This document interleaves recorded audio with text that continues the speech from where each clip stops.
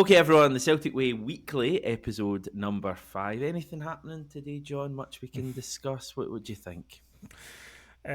Stuff seems to be happening and not happening both at the same time, Hamish. I mean, we're recording this, just full disclosure, we're recording this late at night given the time difference between me and Hamish.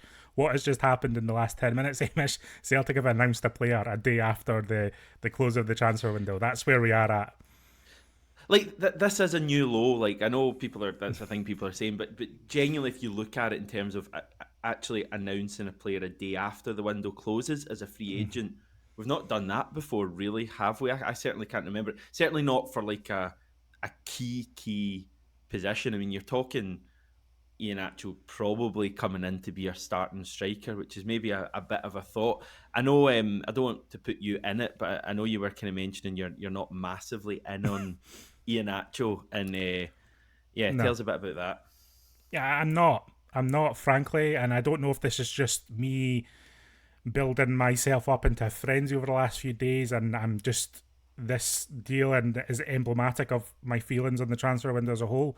But in many ways, I probably would have preferred Celtic not to sign this player than sign him because I don't have much faith that he's going to be doing anything. It seems to me, and maybe this is unfair, but it seems to me this is a way for the Celtic board to almost save face in a way, and that's what this signing feels like to me. Brendan Rodgers saying he's worked with him before, he likes his athleticism, his power, etc. in the PR statement that gone out. But I don't have much faith that this guy is at the level that Celtic need based on what has gone on over the last 12 months or so. He has a big flop at Sevilla. They were delighted to get rid of him. They obviously cut his contract early.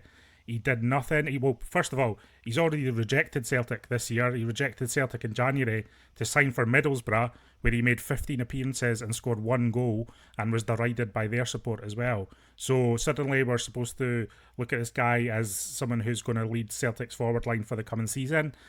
I'm sorry to be cynical, but I just don't buy it, Hamish. And yeah, I'm again 10 minutes after the news is broken, but I'm not seeing much redeeming quality of this announcement and this deal in any way, other than he has a body in the door, and it might allow a bit of rotation now and again, But that's it for me.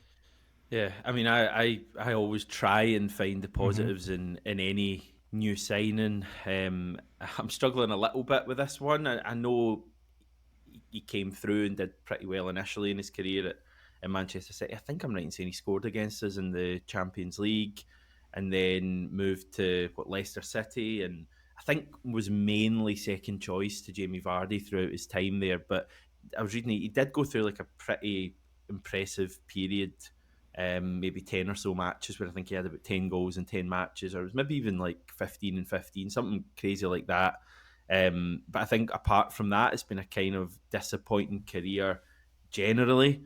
And certainly in the last couple of years, or the last year, he's been at Sevilla and Middlesbrough and really struggled, to the extent that Sevilla ended his contract basically on deadline day with a year still to go. So it doesn't seem like we're signing a player on the up, which is always something I look for. I look for Celtic to sign players who are on the up, or at the very least, if they're not on the up, are still kind of at a good level. And I would have concerns about Ian Atchell about some of the things I've heard. He's worked with Brendan Rodgers in the past. That could be a positive. But is he coming in motivated and ready to really stake a claim? The other point is, is he going to now take away from minutes where we could have seen Shin Yamada potentially become a good player for Celtic, or Johnny Kenny? I think Callum Osman's off it a little bit. So that's something you probably have to factor in as well. If Celtic had any faith in this guy whatsoever, they would have given him a contract that went beyond 1 year. Now, I'm not suggesting Celtic should have given him a multi-year contract, but again, I think it just demonstrates what this signing is, and we should all be realistic about what this signing is. This isn't a guy who anyone at Celtic thinks is coming in to set the world alight and replace Adam Ida, never mind Kyogo, and really strengthen Celtic. That's not what this signing is, and listen, the club can trumpet it, and they might do a press conference, and Brendan Rodgers might say he's happy to work with the player. This is not good. Celtic are in a bad place, and this deal smacks of desperation for me. And I hate to say that because it's not the player's fault. And I said on a video yesterday, I felt sorry for Sebastian Tenecte coming in and having to deal with all the furore around his signing because, again, he became emblematic of how that final transfer deadline day went. And there was a furious reaction to his announcement, people, firing all sorts of comments, all sorts of directions. And it's not a nice situation for these players to be coming into, but it's all of Celtic's own making. And unfortunately, these are the cards that Celtic have been dealt, and this is the squad that Celtic move forward with. I will say, at least he seems to have been signed in time for the Europa League deadline, which was a bit of a concern about an hour ago for me that Celtic hadn't brought in anyone, I suppose. And I guess he will. Well, we've yet to hear confirmation, but I'm assuming he will be part of the UEFA squad that is submitted that there was an 11 p.m. deadline for.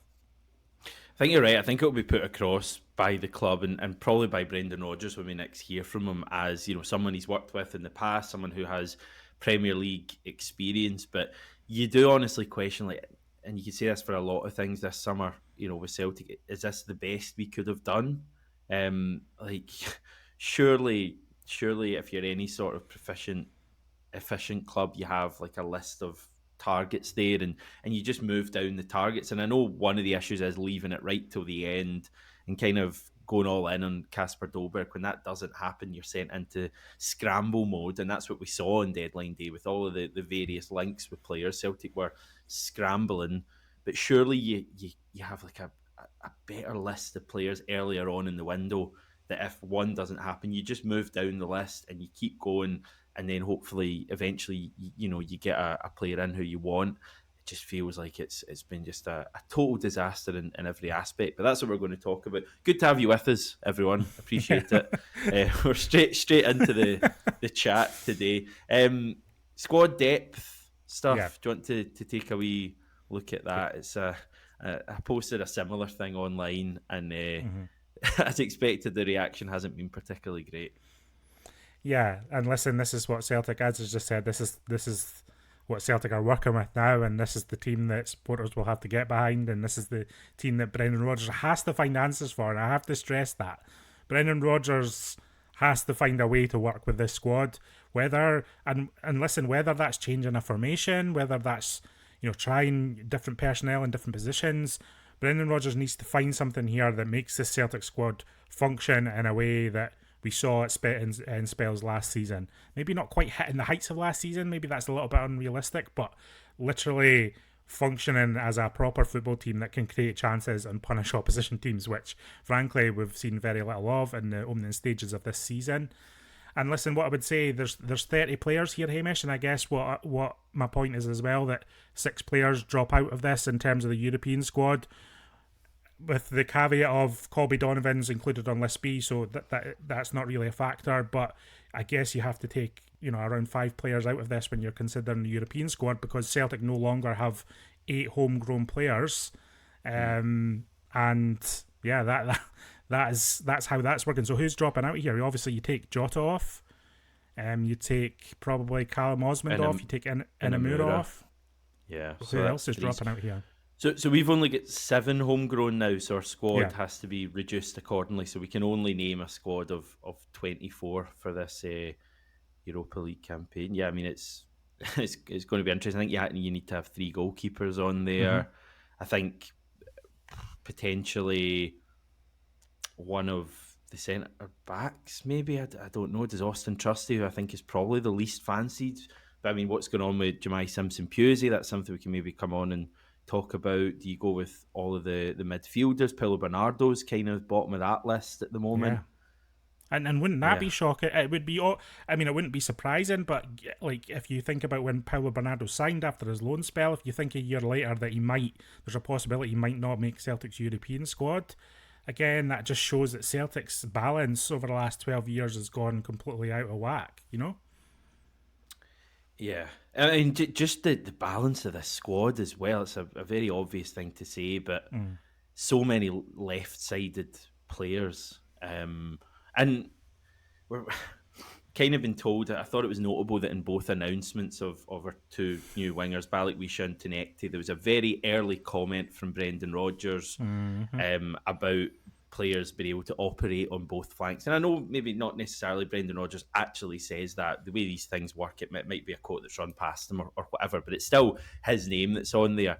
And like for me, having watched limited bits of both of these players, it's pretty obvious that both of them are out and out left wingers. They've maybe played occasionally on the other side, but kind of what winger hasn't? And I'm questioning the stockpiling of left wingers. Maybe Dyson's going to be a striker this season. Maybe that's just what's going to happen. But even then, when Jota returns, you've kind of got 3 left-sided players. One of them's going to have to play in the right, because I don't think Yang has. I think we're going to see much of Yang, or should see much of Yang now. And James Forrest is getting on. So I looked into this because I was very sceptical about the fact that Tenekte can play on both flanks, as described as sold, and he hasn't really. He's played about 500 minutes, I think, in total, on the right wing in his entire career, which is about obviously 4 and a bit full matches. I think it was about 8 appearances or so, but some of them are off the bench. This guy is not a right winger. Balak Wisha's actually played a little bit more on the right wing, I think, but again, he's not a right winger. He's a left-sided player. Yeah. So watching him in the derby, Balak Wisha does not look like a right winger in any way. No. He looks totally cutting in on his right, and he can't really do that on the other side. And listen, I would even argue that Yang looks better on the left wing at times than the right. So again, this is not good. The balance is there's no balance, is what I would say. There's no balance in this squad. But genuinely though, I know we're kind of what is going on there? Why are you signing all these left-sided players? Why aren't you looking at a right-sided player? We lost Nicholas Kuhn. What is the plan here? I mean, who is actually going to go out and play on the right side? Why are you then not signing a right-sided player rather than a left-sided player? I just can't get my head around it. I've come to the conclusion in my head, and again, this is not based really much on information. You hear snippets here and there. It's not really based much on too much information. It's just how I feel about it. But I think there's been a massive breakdown between the identification of talent and then the pursuit of those targets. And I think the targets that were identified for pursuit this summer went quite early on in the window, and Celtic were left scrambling for options that they had considered before, in the case of Balak Wisha, in the case of Iheanacho, and then targets who were just available in some capacity towards the end of the window that fit the profile of what they were looking for. Now, looking at Tenekte, I'm not generally worried about this sign-in. I think Celtic have possibly overpaid a little bit for him. I think he's going to be a player who catches the eye. I think that's what I'll say about him. A lot of dribbles, a lot of skill, that kind of flair player, which I think is a good thing. I think Celtic need that kind of maverick identity. We've talked about that before. But I don't think this guy was high up the Celtics list of priorities, and then they've just waited late in the window to get him. I think this guy was either well down the list or someone who was identified in the second half of the window.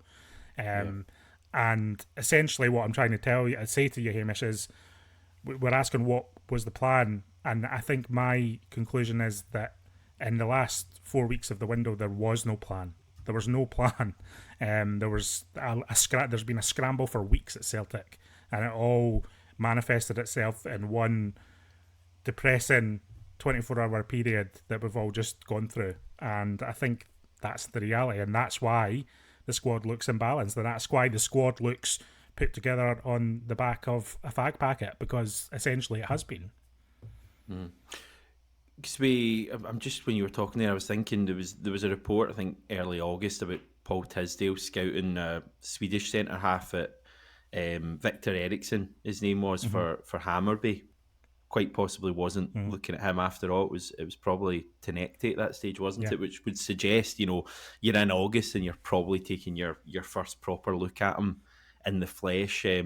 That would suggest that it was a kind of a late thing. So we'll see how he gets on. You wanted to chat a little bit about some of the finances, so just talk us through that. Yeah, and listen, I think net spend is a flawed metric in many ways. It doesn't take into account things like wages and all sorts of squad value stuff and all sorts of financial boring stuff.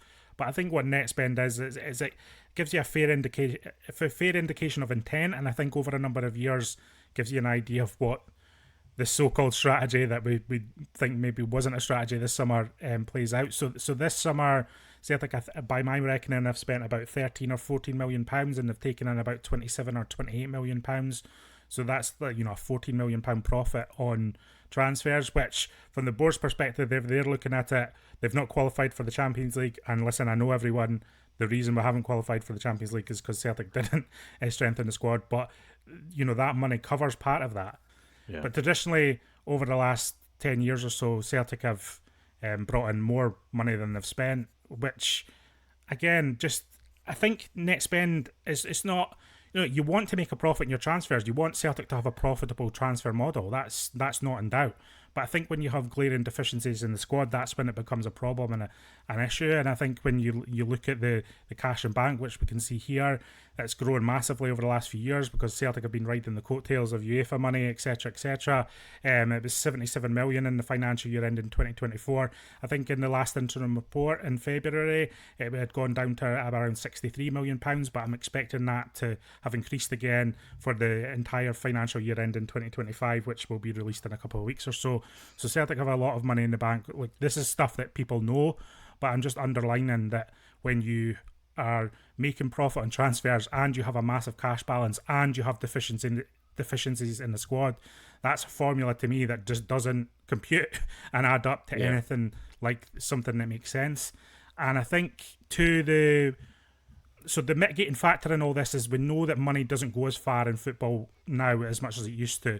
Older fans will remember that Celtic used to be consistent rankers in the Deloitte Money League, which basically ranks every football club around Europe, etc., based on their turnover and revenue.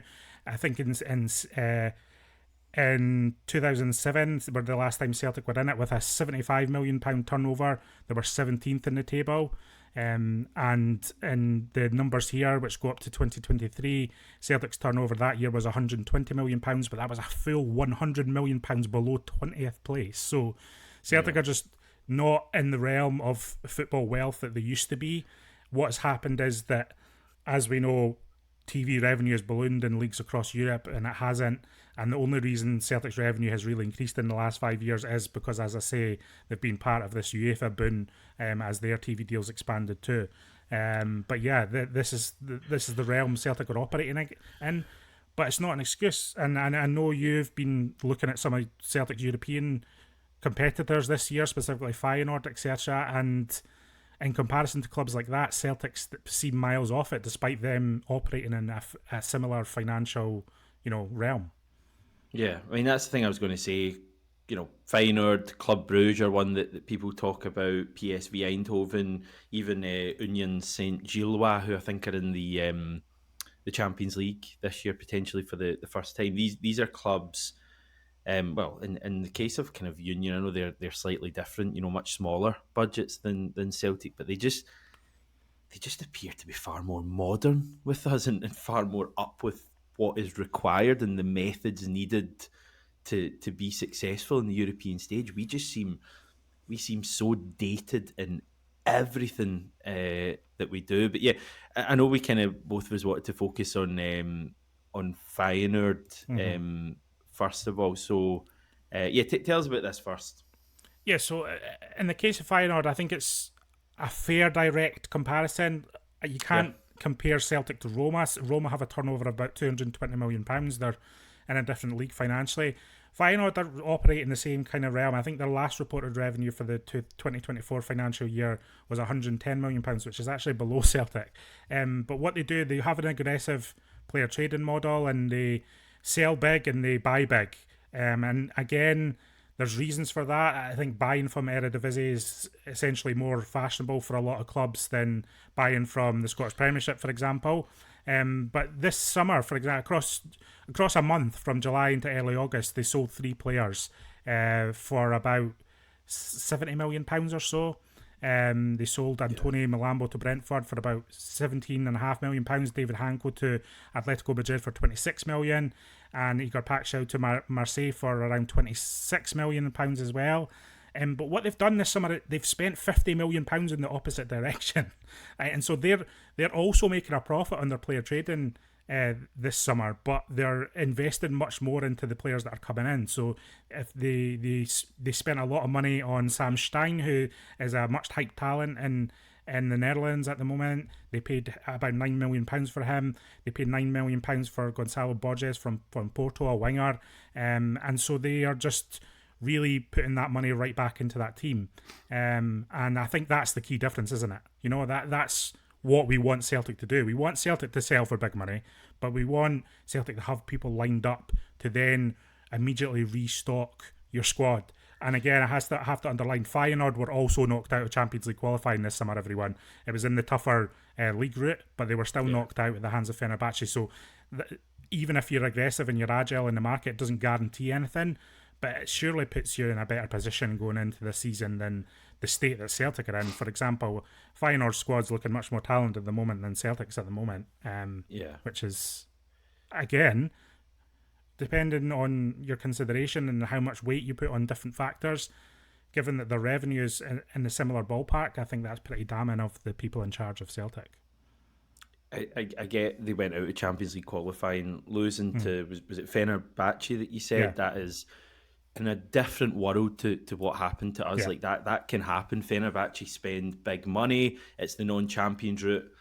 If Celtic lost a Champions League qualifier to Fenerbahce, we obviously wouldn't be happy about it, but equally, you have no divine right to win that tie.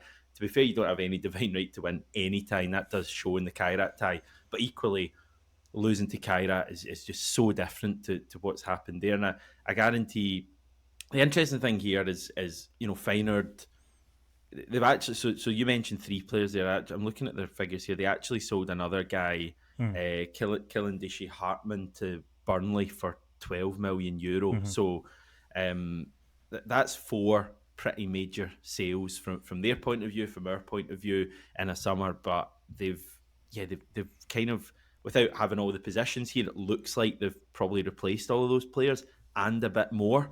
They've spent, at least £5 million 7 or 8 times, which is kind of what we'd be looking for from Celtic. They've also gone up to 10 million for a couple of players you mentioned, Stein and Borges. I'm just thinking about some Ange comments that we got from, I think, back in December 2022, around about our AGM that year. And this was around about the time we were back in the Champions League for the first time. That would have been because it was under Ange, and we didn't do particularly well in it. And Ange's point was very much, you need to keep getting back here every year. But he also spoke about what we need to do in the transfer window, and his comments were, we can make gains by being aggressive and agile in the transfer market. Other clubs our size are very agile.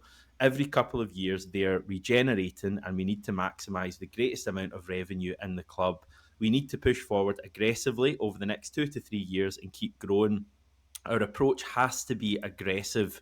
We will need to move players around to make gains. We have to maximise our squad to get the greatest revenue for the club. I'm comfortable with that. It will be unsettling for you guys. I think that's the support, as you'll have favourite players, but we need to be wise. So he's talking about being aggressive and agile. Celtic have been anything but that. We've been passive and rigid this summer. And, people talk about like a Celtic transfer plan here, or Celtic buy cheap, they develop players, and then they sell them on at the right time. That happens occasionally with some players, and it makes headlines and it looks very good, but I don't think that even is the plan here. If that was the plan, Rail Hatate wouldn't still be with us.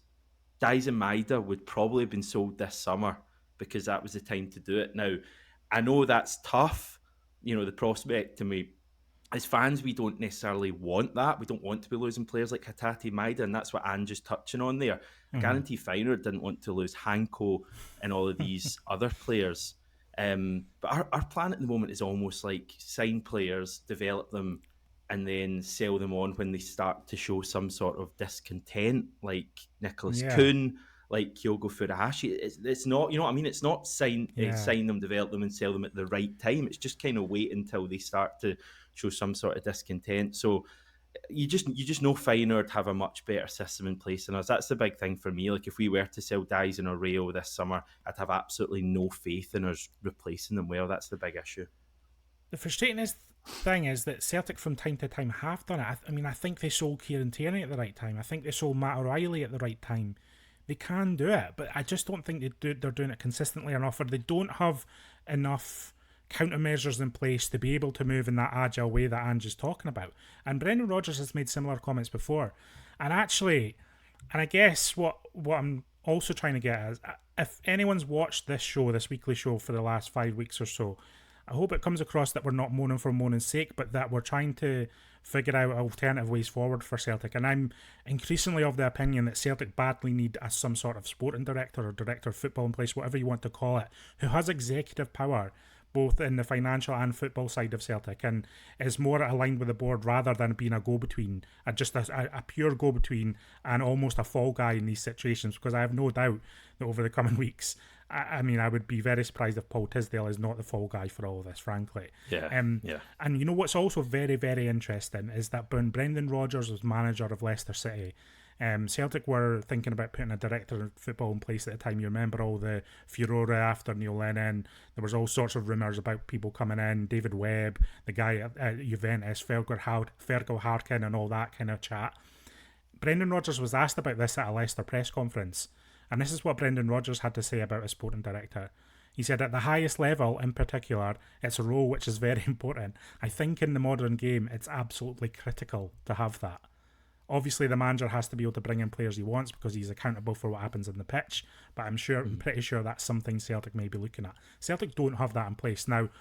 Paul Tisdale is in place. We've had Lee Conger in before. We've had Mark Lawwell before, but none of these guys, as far as I know, have had the executive power to be able to go out and conclude deals on behalf of Celtic. And I think that's what's missing here, because I think having a head of football operations or whatever it is who has no power and no control at Celtic at all just says to me that whoever's higher up, and I would assume it's Dermot Desmond, isn't willing to be able to put trust in that kind of person. And then what use is that? If you don't have the trust of your superiors, then you don't have power or the ability to make any changes or be agile, as you say. If you have to run everything by someone else, then you're not going to have that agility and aggressiveness that you're talking about, that Ange is talking about, that Brendan Rodgers has talked about too. So that's key for me in all this. Again, football people making football decisions, like Celtic just seem, so dated in what we're doing. Why is Dermot Desmond having such a major say over, signings and stuff like that? Okay, we'll touch at the end, I think, on the kind of current team and Brendan Rodgers as well. I just want to discuss fans and what fans can do, because that's kind of the big talking point at the moment. I'm obviously very frustrated. You will be various. Everyone watching will be as well. What power do fans have here? Do fans have any power? Because I'll be honest.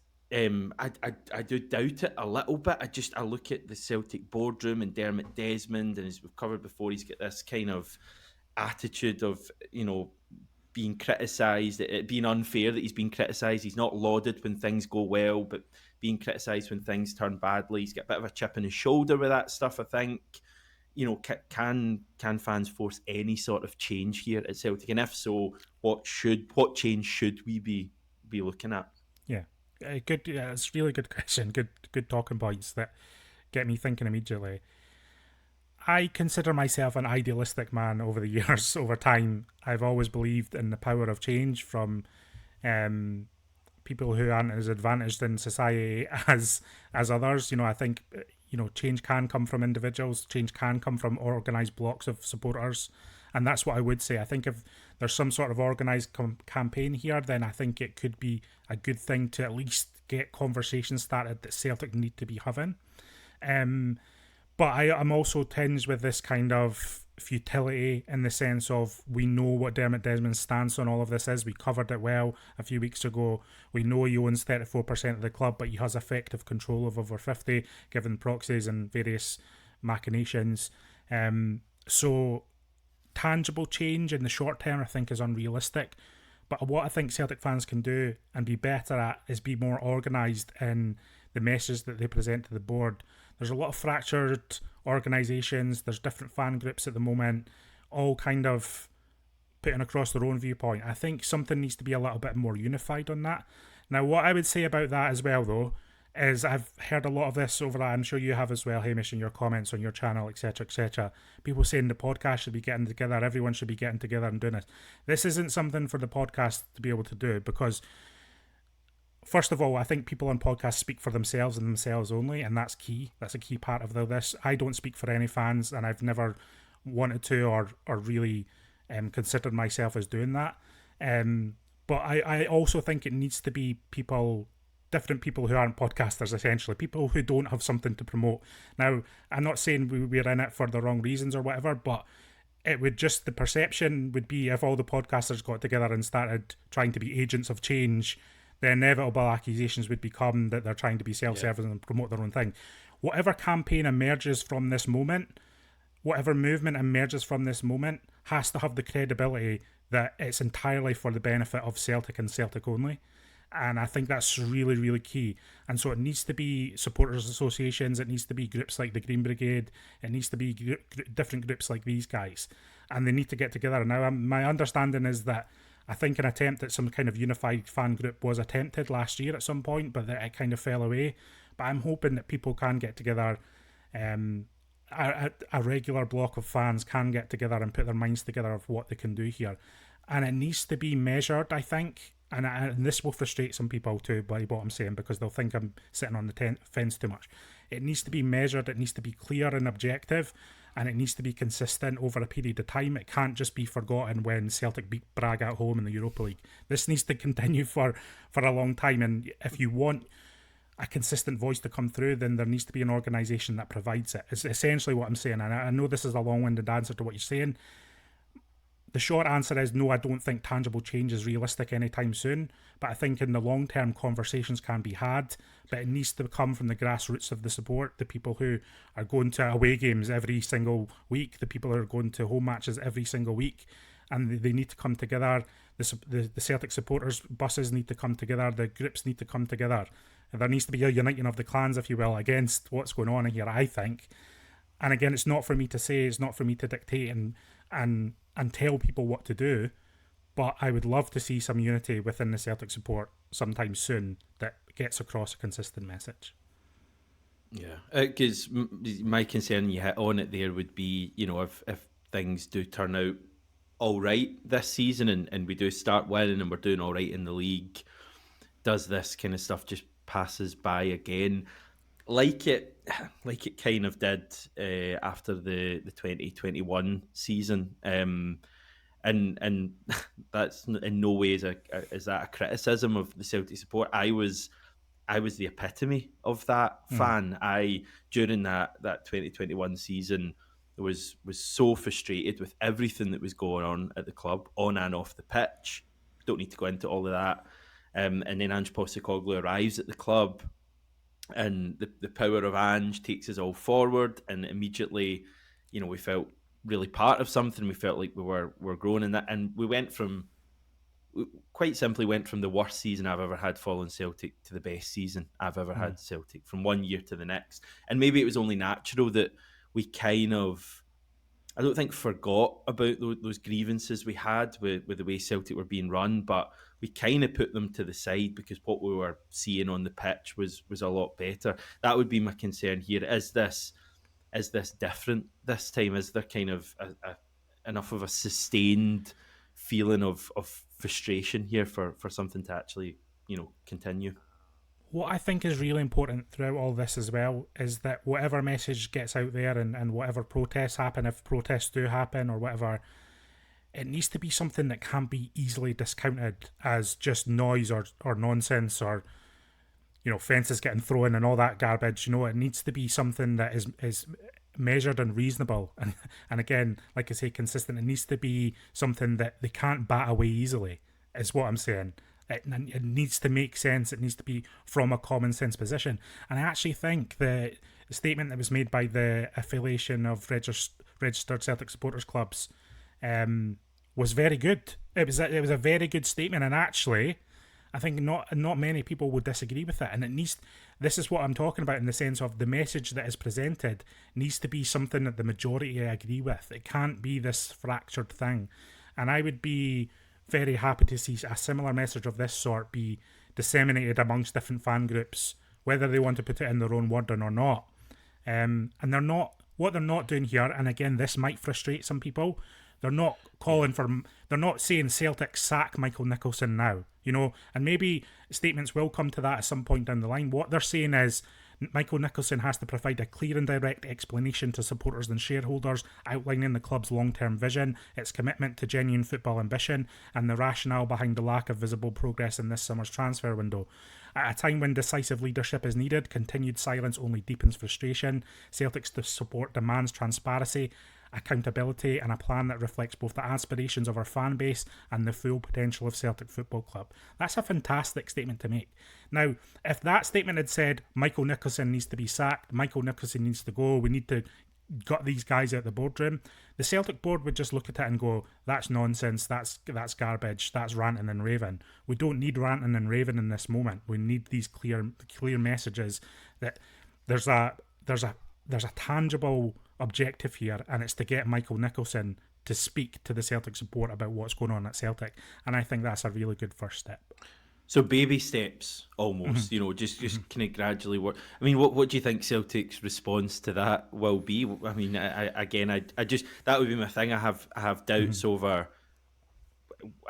We're not going to see Michael Nicholson, I don't think, in front of a camera. I personally don't think so. They're not going to go with that. So is it at that point that you need kind of some actions rather than words? And if so, what are actions? Yeah. And then I guess it becomes the point where, is there going to be some sort of organised, and again, I hate using the term boycott, but is there going to be an organised block of people restricting the revenue that they put into club through merchandise sales and ticket sales?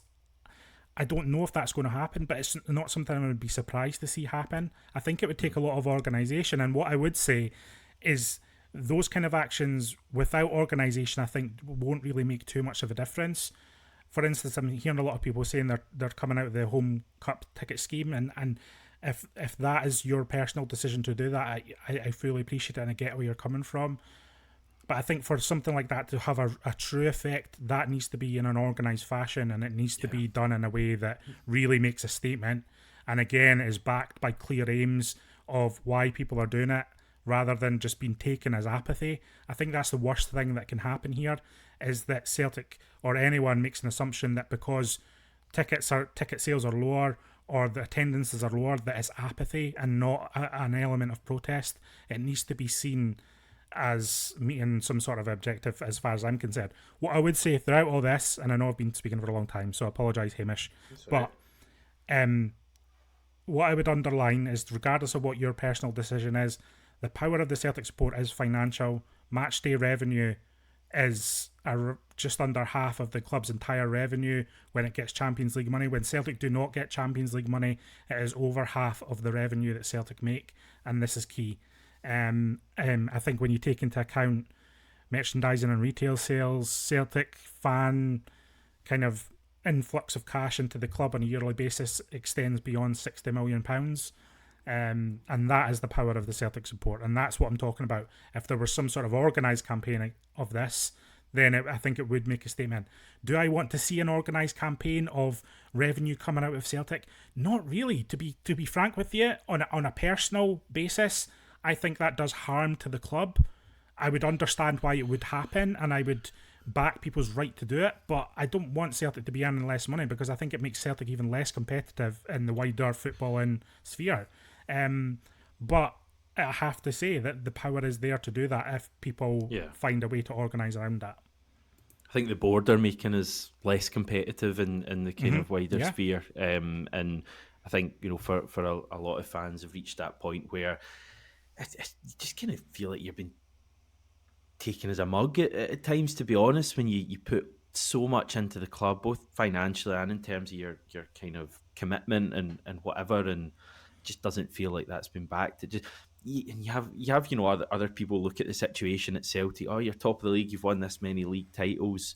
You're entitled, you're spoiled, etc. They just don't understand what it feels like to be a Celtic fan at the moment, and it feels like the success, it's only my personal belief, the success we've had in recent years domestically is in spite of what's going on in the boardroom rather than them being a huge part of it. And I just think you want Celtic to be reaching their potential, and we are miles away from that, and have been miles away for that for so many years. Just on the current situation to finish, Mm-hmm. how bad is this for the team at the moment? Are Celtic in danger of completely falling off a cliff like we did in the 2021 campaign, or are things going to be okay? I'm personally in the kind of, and this is a bit worrying to say, but the kind of 50-50 Mm-hmm. camp. I'll be honest. Mm-hmm. I think there's certain signs there that things might be kind of ready to head off in a pretty bad direction. The signings we've made this summer, although it's early days for a lot of them, and extremely early days for a couple of them, have not massively impressed me so far. I'll be honest. Kieran Tierney was okay when he first came in, but I think in recent games there's some concerns there over whether it's the same Kieran Tierney. I think Benji Negrin's a bit of a concern at the moment. I caveat all that in saying that this is in a poor Celtic team at the moment. I think that's a point you have to make. But yeah, Negrin's a bit of a concern. Balikwisha, extremely early days, of Mm-hmm. course, but I wasn't massively impressed by him at all at the weekend at Ibrox. I was hoping for a bit more flair there. But as I say, it's early days. So that's a concern, but also even away from the new signings, the Yeah. kind of old guard that we have, do they have another kind of push in them? The likes of Rayo and Dyson and Carter Vickers. Yeah, I've got some thoughts on Brendan Rodgers as well, but what do you make of that? I'm looking at the squad as it stands, and I'm thinking about the next 6 fixtures, and I'm thinking that's a tough set of fixtures, and I'm a bit worried about it. And I'm thinking longer term, the 50-50 realisation is pretty fair to me, even taking into account the fact that Celtic have a 6 point lead over Rangers, and It's Russell nothing. Martin's been no, and Russell Martin's been a disaster and whatever.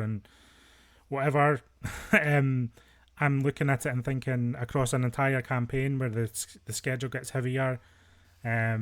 I am very worried about Celtic's chances this season. And again, when I say that, people will go, you're saying Celtic aren't going to win the league. That's not really what I'm saying. I'm saying it's in the balance, and it shouldn't be in the balance, just given where everything's gone over the last 6 months or so.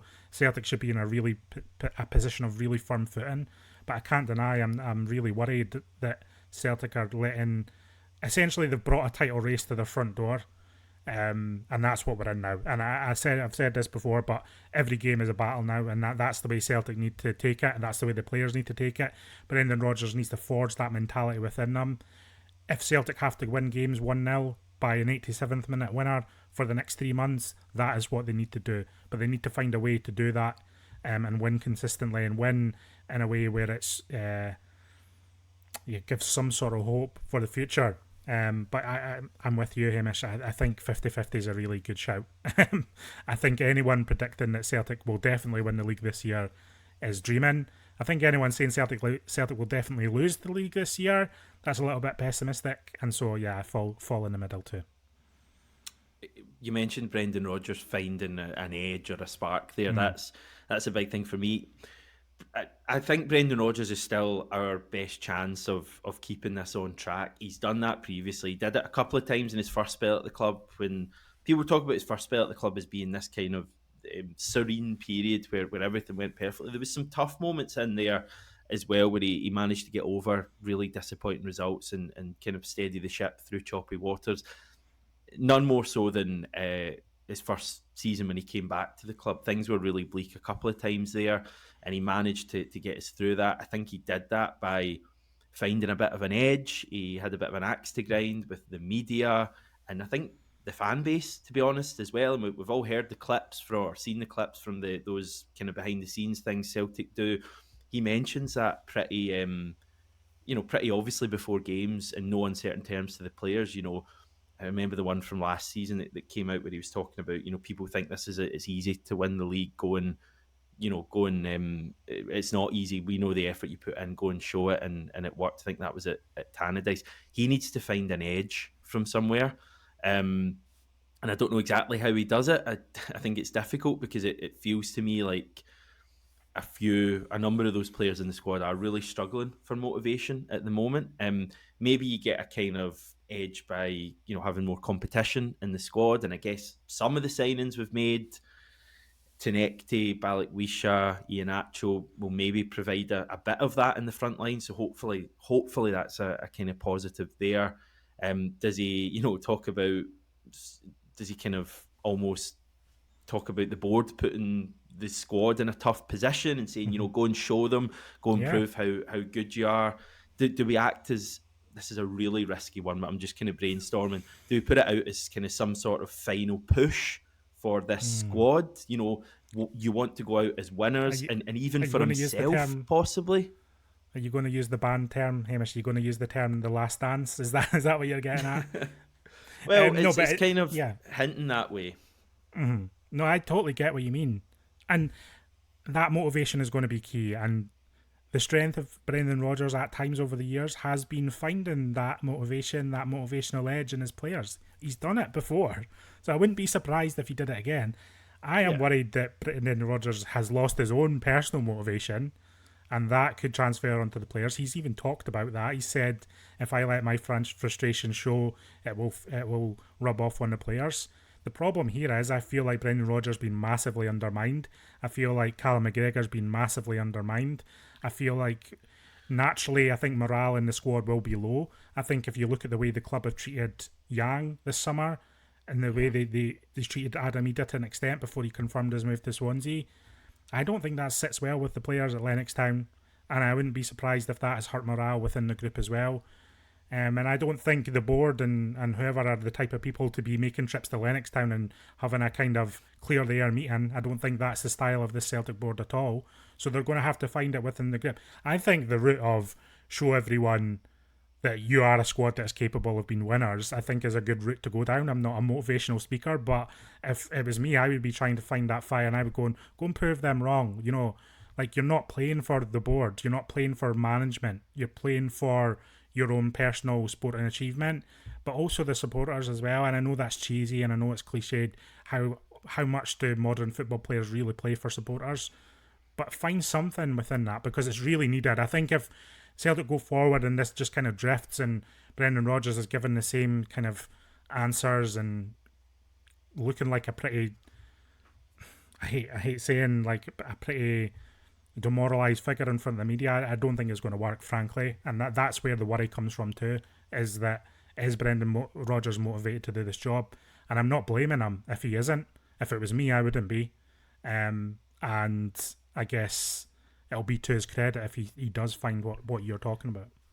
Because he's all about the legacy and how he's remembered. If he goes out not as a league winner, that's probably going to be worse almost than the first time round when he left the club, which is a bizarre thing to say because you couldn't imagine it being much worse. But in terms of how he's actually remembered, again, it's daft to say when he's had so much success, but in terms of his legacy, this needs to be a good season if it is, as we all think, is final season. So I think the bottom line is here we need to find some sort of edge. This is not an ideal situation in many ways, but he has been paid a really good wage to kind of get on with this and make the best of this situation. So I think that Kelly game after the break's a huge one because I just think that's a horrible match on that pitch. The way we're playing, you know what it's going to be like if we can.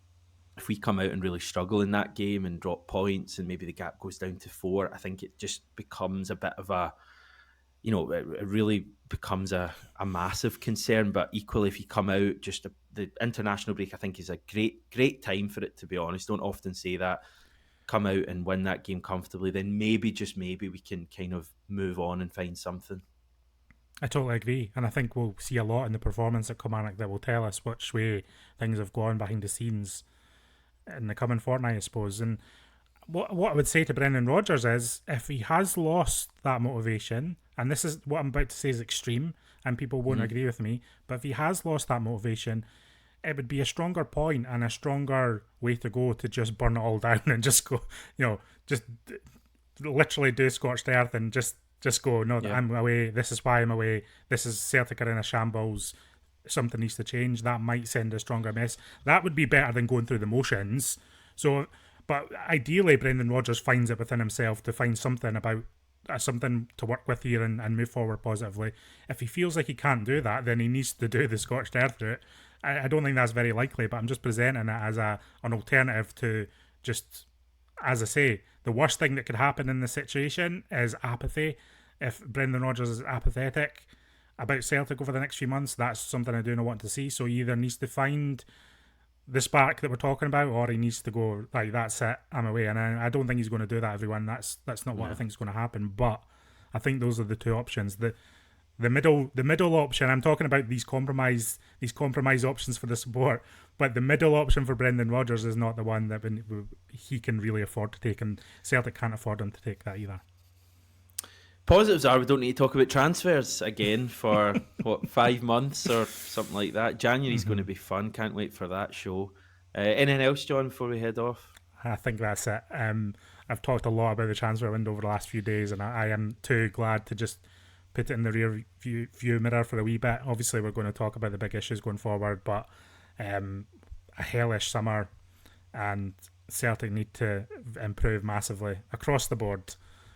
For anyone to have a smile on their face. I was thinking earlier times we've been doing this podcast for 5 weeks. It must be the most negative 5 weeks of Celtic chat that any podcast in the history of Celtic has ever had. Because every single week we've had to come on here and talk about bad things happening, and that's just where we are, I guess. So hopefully, over the coming weeks and months, we can find better stuff to talk about. Yeah, hopefully. And we're going to be back next week as well, even though it's the international break. We'll find something to talk about. We'll find something to talk about, yeah. We'll find something. So we will be back next week. But yeah, thanks to everyone for joining us again, as always. Yeah, appreciate the support, everyone. Hopefully this is becoming part of your weekly routine. I know we're a wee bit later again this week, but we'll maybe start getting into the Monday slot as we go forward. But yeah, we'll leave it for there, everyone. Thanks. We'll chat to you next week.